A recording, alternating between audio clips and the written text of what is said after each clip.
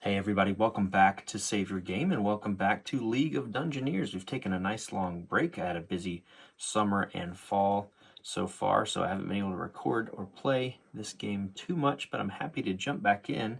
I've seen so many people comment and like the videos for this game and mention that we should play some more. So here we are playing some more League of Dungeoneers. I hope to finish the campaign. I had this realization as I was looking back through things that there's only 6 sessions in this first campaign, so I think we might try to push through as the holidays are coming up and I'll have a little more time off work to be able to play. But I certainly appreciate everyone giving love to these videos about this really fun fantasy sandbox dungeon crawl, and I'm looking forward to revisiting our party, revisiting this Dead Rising campaign. So we finished the first quest in that campaign, which was called Spring Cleaning, and it told us to move from our starting settlement, which is here in Colfell, and travel to Silver City. So now we'll get to see a little bit of how travel works in League of Dungeoneers. When we travel, we'll have a certain amount of movement we can move based on the hex that we're in. Each road hex costs 1 point of movement. An off-road hex will cost 1.5, and then a desert hex costs 2. And being a starting party of adventurers, we don't really have a ton of nice equipment, so we're considered a walking party. So we're going to have 3 points of movement we can use each day. We also have to eat each day, so we can eat a ration, which we have a number of from some of the quests we've done before as rewards, and just as we found them, we were given some rations. And we can also use a foraging skill to save our rations, and if we have a successful foraging skill check, it'll feed our party for the day. The last thing we do on a travel day is check for an event, and if we're on a road, we would roll a d12, and on an 11 or 12, we're going to get to draw from the travel event road deck. There's also decks for the wilderness and the desert, but I think we're going to plan on staying on this road here because it'll be a smooth trip, Lord willing, up to Silver City. So I think that's it. In terms of traveling, we have kind of everything set up we need. We have decks nearby, we have our dice, we have all the stuff we need to just do this first pretty simple travel phase in order to continue the quest in Silver City. So let's go ahead and move our 3 points that we have if we're traveling on the road. We'll go 1, 2, and 3 here. We need to eat. So we did start the day at an inn in Colfell. We spent the night and got some health and sanity back from that stay at an inn. So I'm saying it's not the start of a day. The rules tell us at the start of the day to roll for an event. So since we're leaving town midday or so, I'll say we don't want to roll for an event, but we do still need to eat. Let's do a foraging check. You'll see here that Dorlin has a base foraging skill of 45, and he gets a +5 because we bought some fishing gear that we gave to him. So we have a 50-50 shot of finding food without tapping into our rations here. And that's a 23. So we are going to be able to find food. We found a nice pond,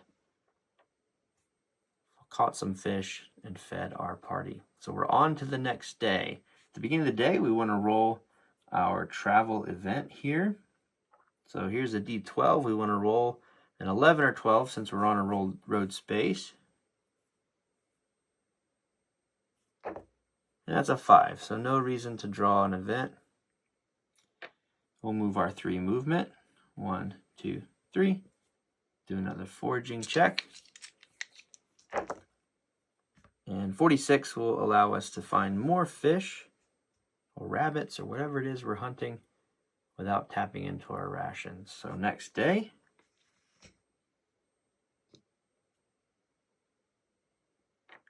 here's our D12 event check. And it's 11, so we're going to draw from the travel event road deck right here and see what happens.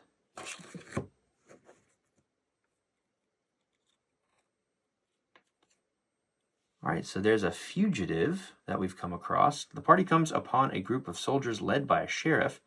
After a short greeting, the sheriff informs the heroes that they are looking for an escaped criminal who suddenly passed this way, supposedly passed this way. The side quest Manhunt is now in effect in the next dungeon the party enters. And we'll find out what that means here in just a moment. Let's finish our travel phase first.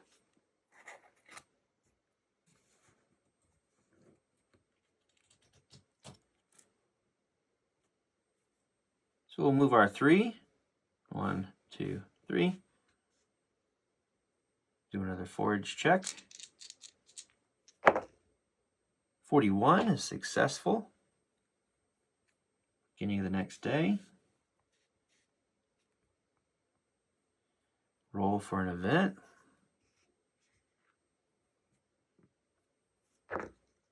2. No event happening again. Movement. 1, 2, 3. Forage.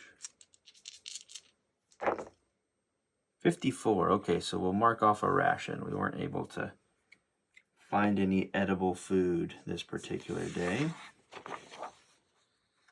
We'll mark one of those off.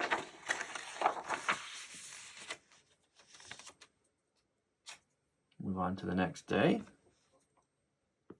Event check. 9. No event. Movement. 1, 2, 3. We're at the crossroads here. Really close to Coalfell. Forage. Oh, didn't roll inside our dice tray here. I just got too excited to roll, but we found some food.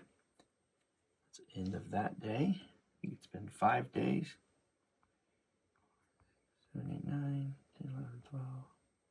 Yeah, 5 days. Here's day 6. Event. No. Movement. 1, 2, 3. One more day and we'll get into Silver City. Let's forage one more time. 44. Yep. So we've only had to use 1 ration. And now, beginning the next day, let's see what event happened. 12. Another event. Okay, let's see what this one says. Right here at the outskirts of Silver City, we find the prisoner. Coming over the crest of a hill, the party notices a team of men escorting a man in chains. The prisoner screams to the party that he has been kidnapped and begs for their help. If they decide to interfere, roll up an encounter with the bandits and brigands. The heroes may enter along the edge. The bandits should be placed together in the city of the outdoor road tiles. After the fight, roll on this table. Okay, so we can do a bandit fight if we want to. And why not? I think we will. That'll be fun. So let's get that encounter table out and we'll go from there. So our prisoner card here told us to set up 2 of the road tiles that we find, and the bandits and brigands that we are going to face are going to be in the middle of the road tiles here. We can enter from any side, and I love that this tile here kind of has a long road and then a crossroads. This is exactly how we came in actually here, so it's very thematic and cool. So the way that we choose how many brigands or bandits we're going to fight is we check the bestiary, and this is one of the many booklets that we get in the game. So here you have it here, and at the beginning of the encounter tables towards the back we'll find how to use these encounter tables. So the tables in the following pages are used to determine what your heroes have encountered. The quest you've chosen will tell you what faction you're facing. Beasts, orcs, and goblins, reptiles, dark elves, undead, or ancient lands. Actually, neither is what we're facing. We're facing the bandits. So we're going to roll a d20 plus x, where x is equal to 10. For each level, we are above 1. We're all still at level 1. And that's actually one of the reasons I chose to do this encounter, so we could get some more XP. And by the time we get to Silver City, on our next travel turn, which will just be right after this basically, because we rolled an encounter at the beginning of the day and found this encounter, we're going to add 10. So we're also going to use the highest level for each group member. Again, we're all at 1. So we're going to roll a d20, and that is going to be our result because we don't have any other levels. So here it tells us a little bit about the encounter tables. and how it needs to be read. So here we go. Here's our bandits and brigands table. And again, that's what the prisoner card told us to roll on. They're going to be placed together in the center of the outdoor road tiles. And after the fight, we're going to roll on that table and see what happens. So let's roll a d20 and see what we're going to be facing. All right, so we actually rolled a 1, which is just giant rats. The giant rats have a guy hostage. Okay, so we'll roll a d3 to see how many we're facing. We're just going to use our d6, where 1 to 2 is 1, 3 to 4 is 2, and 5 and 6 is 3. So here we go. All right, and it's a 5. So 3 giant rats have a prisoner hostage. So we'll go ahead and get those things out, and we'll do some fighting here on the road into Silver City. Okay, the stage is set for our skirmish with these giant rat brigands. And just a reminder, here's what they do, or here are their stats. They're considered a beast, even though they're in the brigand category. They have a combat skill of 45, no range skill. They do 1d6 damage, 30 resolve. They're -5 to hit, no natural armor. They move 6. They have a dex of 40. They have a scurry, which is an ability that allows them to move through models in zone of control for free, and they may not stop in a square with another model. They also have perfect hearing, so we've added +1 enemy initiative token to the bag, and our elf ranger also has perfect hearing, so we put another initiative token for the heroes in the bag as well.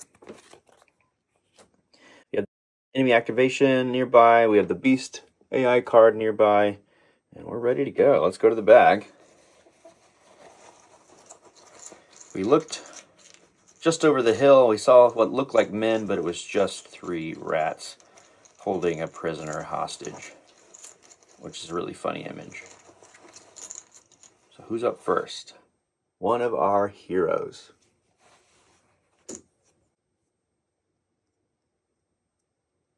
So with the double move, our frontline enemies could get here. So we'll just do that. We'll double move with Neely. 1, 2, 3, 4, 5. And we'll actually move sideways a bit to clear line of sight. All right, let's go back to the bag. Here you go. Here's what our little rat guys look like. Terrifying. I still really love these standees. Who's up next?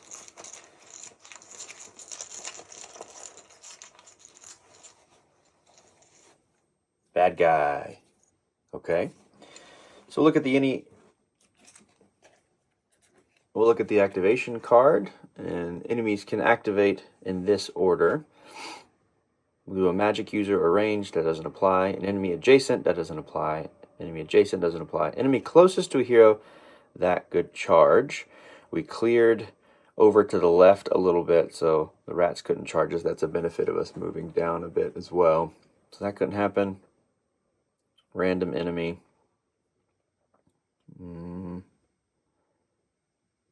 Enemy has enough space to move its full movement. That's probably all of them. We'll say this rat's going to go first and just move forward. 6.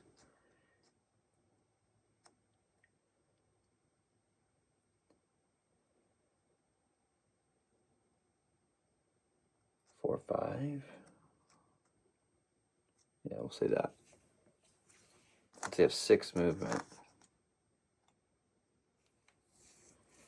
So we'll do that. Then I guess he could go ahead and attack. So I'll have 2 actions.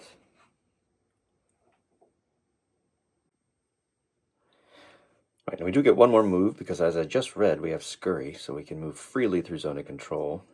We'll say he was facing this way, so we move back here. Our adjacent will take an attack at Neely Slate Strike. The combat skill is 45. So let's roll and see what we have here.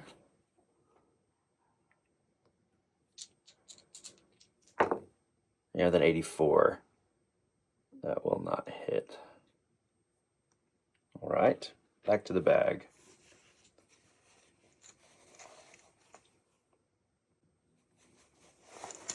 Here we go. Another bad guy. So we still just have the full movement thing at our disposal when it comes to our enemies. So we'll say this guy can move full movement. One, you can't charge, right? You can't charge diag. Yeah, no, you can't. 1, 2, 3. It's close enough. I feel like the rats are just beasts, so they would just kind of get as close as they can to attack. Let's go ahead and roll an attack for them. 60, so a miss there. Back to the bag.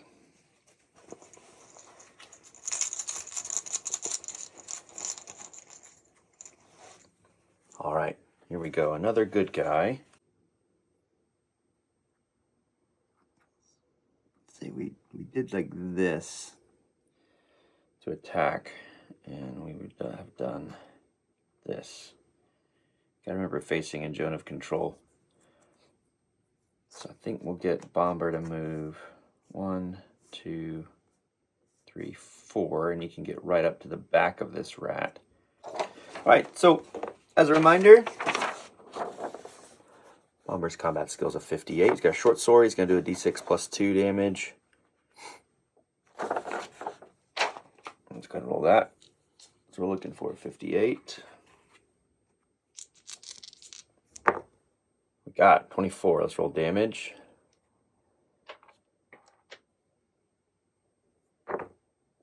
Max damage. We've already killed a rat. Okay. Back to the bag.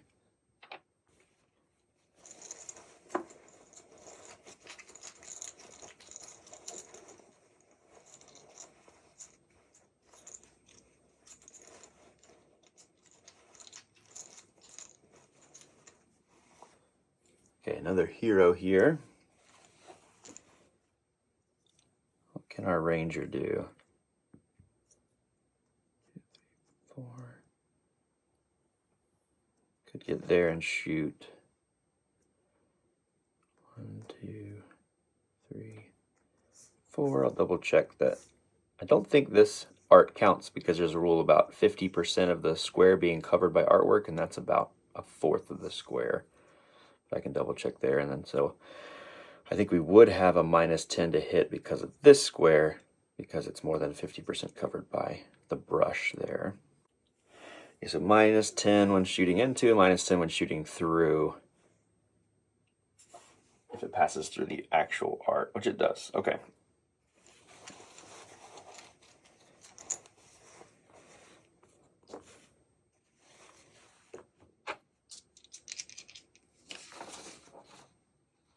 Got about half of our quiver full. I'm using all the optional rules here until it gets overwhelming. That's just how I've decided to play. So we have 5 arrows left. Right, so we're at combat skill of 53, but range skill is what we need for ranged attack. 78 minus 15 total, because we're -5 to hit the rats. 78 minus 15 is going to be 63. All right, so here we go. Wow, is that that's a 3, right? I had some trouble last time we played. Yeah, there's a 10. Yeah, that's a right 0, 0, 3. I rolled like this, and I counted it as a perfect 0, but it was actually at 100. So I think that's a 3. So I think we're gonna hit. We're gonna hit this rat. Let's roll damage. Damage for our longbow is a d10, which is this dice once again. 8 damage. So we've killed another rat, which is wonderful.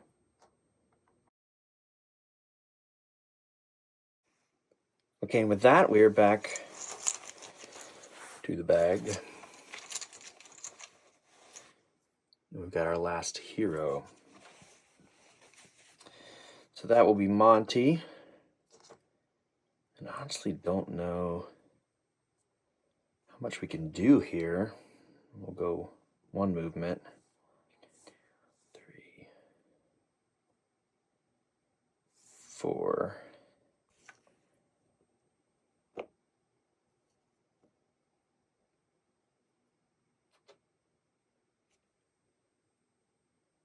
What is double move? Go in there. Okay. And with that, we'll go to the last enemy. That's the last person that hasn't activated this round. They would move. They're not necessarily more than movement spaces. They could get here or here.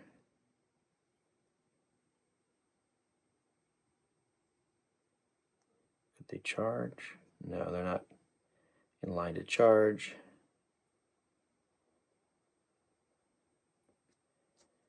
Two, 3, 4. Maybe we'll have them attack Monty here. They move through zone of control for free.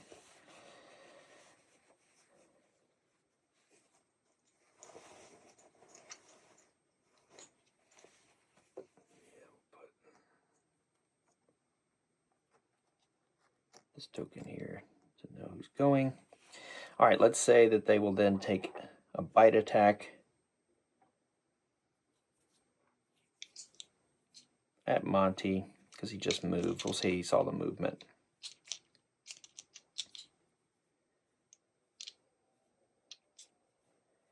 And they don't have any kind of special attack. So we're supposed to attack according to the beast cards table here, but there's no special attack, so it doesn't quite matter. All right, attack 45. Yeah, 26, so they will hit us. It's their damage, that's a d6. We'll do red for damage, green for hit location.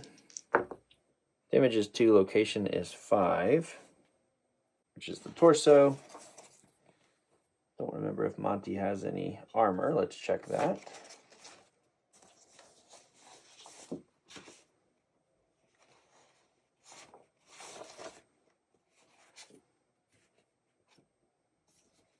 He does. He has a leather vest, which has defensive 3, so that's going to bounce off. Okay, so we put all the tokens back in the bag. There's been some discussion online about the perfect hearing trait. I know in a dungeon it says that you add a hero token during the first round, but so I've always taken the token out for the heroes, but since the rats have perfect hearing, it just says add one enemy initiative token. I'm not sure if that would count towards the whole combat or not. I don't know how it works outside. I've seen a lot of questions, a lot of opinions. We gave ourselves the addition here outside with our heroes. I took the extra hero token out, but I'm going to let the rat have perfect hearing for the whole combat since the trait is just on his card there. So here we go. So there's 4 hero tokens and 2 enemy tokens. Ooh, and this guy should actually be knocked out.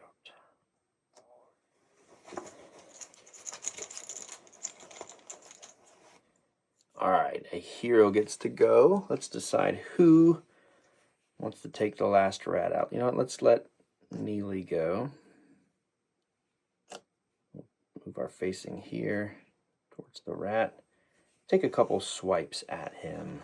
Combat skill for Neely is a 40.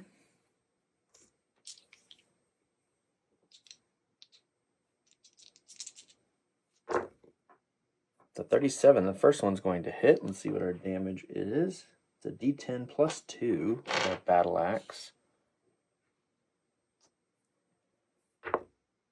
And 2 plus 2 is 4, so that is not going to be enough to take him out. But he is going to be wounded, so we'll go ahead and put that out there. Get a couple more damage tokens here. So we'll use our second action to attack again. We could have done like a power attack or something. We'll just do 2 attacks. 48, that'll miss. All right, back to the bag now.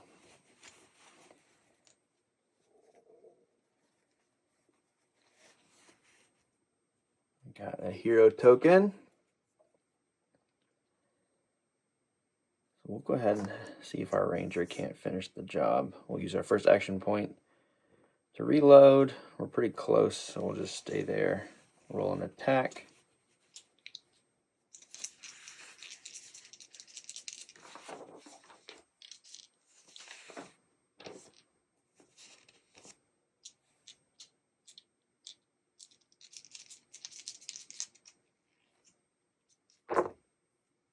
All right, 57 should hit. That should be enough to do it.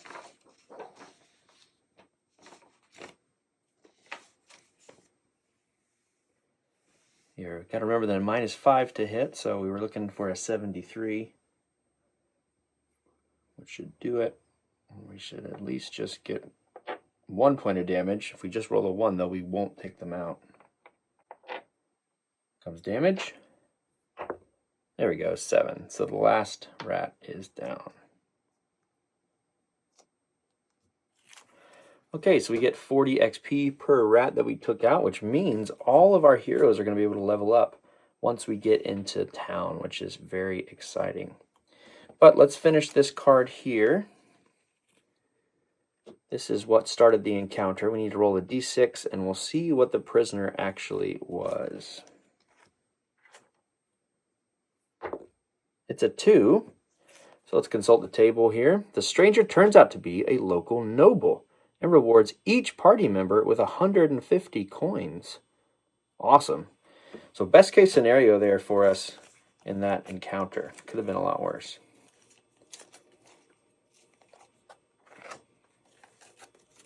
So we'll make some notes here, and then we'll move on. So we were right outside Silver City at the beginning of this day of travel, and that was the encounter we had rolled, the prisoner. So we'll use one of our 3 movement points to enter the city. And here we are, we've made it to the capital.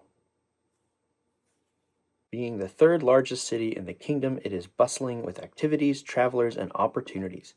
Not only are there good prospects to make money for those brave enough to try their luck, but this is also the only place where the guilds have settled in these parts of the kingdom. So we have all the available services in the game, I believe, since it's the capital. So we have arena, banks, blacksmiths, fortune teller, a general store, the guilds, a horse racing track, an inn, which is cheaper than it was in Colefell. It's only 25 coins per party per night. We have an inner sanctum, and we have temples to all of the deities. We also have to look back here at the settlement section and see that we roll a random event once again, and it's an 8 to 12 to see if we're going to have anything happen. All right, it looks like we've got a 1, so no random event. The city is just too busy to be bothered with us. Since we started a day, we entered the town and we have an event for that town. I'll say we can't start a quest just yet because we have to do that at the beginning of the day. So what we'll do is we'll rest up and we'll spend some time leveling up, which we have to rest to do. So the heroes gain experience by killing enemies. All heroes gain the same amount of experience, so we got 120 XP for killing the 3 rats, which put us each at 1055 experience, which means we're across the threshold here to get to level 2. So we're going to have a hit point increase, and we're also going to get more luck and more energy if we already have luck. A halfling is the only person that has luck. We can increase some stats, and we can do some talent and perk buying as well, which is going to be really cool. So I think what we'll do there is in this particular episode there, we'll spend the night, we'll level up, and we'll take on our next quest in the morning. Barring we don't need to buy any more supplies. I'll check that as well. We might need to spend another day in town and buy some more arrows, for example, for Dorland. But I'm excited that we are here in Silver City. We're going to do the second delve of this first quest we're doing. And I'm excited to be back here in League of Dungeoneers. So let me know if there's anything I should have missed. I don't believe so. It was a fairly simple episode back, but we'll move on, and I'm sure the dungeon will throw more things at us. And I appreciate everyone once again watching these videos and commenting and just kind of traveling along with me through the kingdom. But we'll see you next time, friends. Goodbye.